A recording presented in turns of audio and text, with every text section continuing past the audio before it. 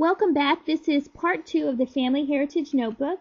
We're going to take a quick look at my mother's side of the family, and then I'm going to share a list of supplies so you can begin your notebook. Okay, before I begin, I did want to give a little word of caution because as you dig deeper into your family history, you may notice that there are some unfavorable circumstances within your family, some things that may be painful, or some memories that you'd rather not even think about.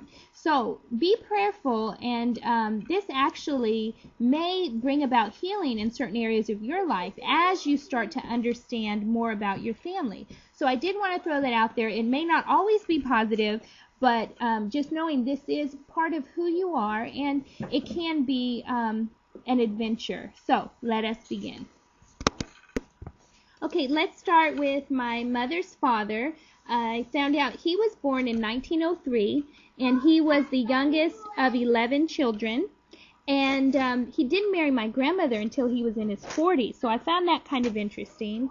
Went on, she shared quite a few other little memories she had of her father, whom I didn't meet my grandfather. I was only a few months old when he passed away. But she writes here he was a gentle and quiet person who stuttered. And she says that's perhaps maybe why he was a man of few words. But she has very fond memories of her father. One story she even shares about their experience during a time of desegregation and his response to a restaurant experience. It was quite an eye-opener for him at that time.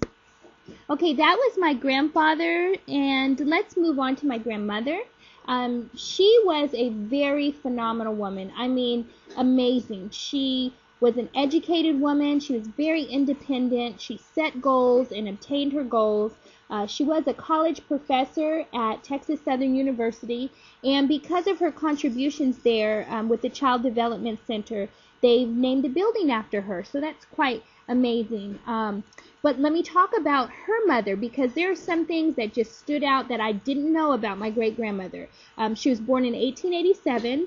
She had 4 children, and she also was college educated and went on to teaching, which has gone through the generations. Here I am now also teaching our children. But she taught for a salary of $55 a month, and all this is coming. My uncle did a great piece writing about my great-grandmother, who was referred to as Nan. She would commute to work on her family horse and buggy, and the horse's name was Old Dan. Eventually, she did get a Model T Ford. But some of the things that were interesting with her skills, I'm going to read. It says, her family was never hungry because she always had a garden with beets, onions, greens, cabbage, squash, beans, etc. Her orchard had peaches, plums, pears, pecans, and grapes. Her planting and harvest schedule was planned to ensure at least 9 months of fresh produce.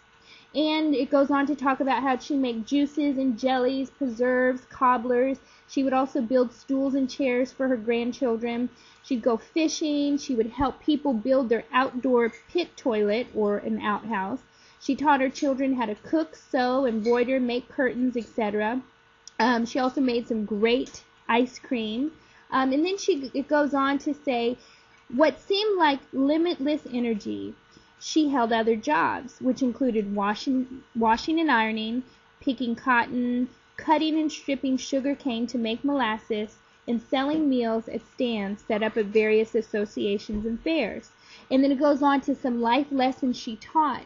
And in conclusion, my uncle wrote something interesting about her funeral. It said, her only son, who is now a pilot with the famed Tuskegee Airmen, removed his wings and placed them on her chest as a final tribute. Why? It was Carolyn, my grandmother, who taught the James family how to fly their dreams, keep a friend in Jesus, and not to forget to lean on everlasting arms. Now, I just thought that was amazing, and I wanted to share it with you to kind of encourage you as you prepare to do your Family Heritage Notebook. Okay, now here is a starting list of the supplies to gather up before part 3, so we can pull back our sleeves and start our Family Heritage Notebook.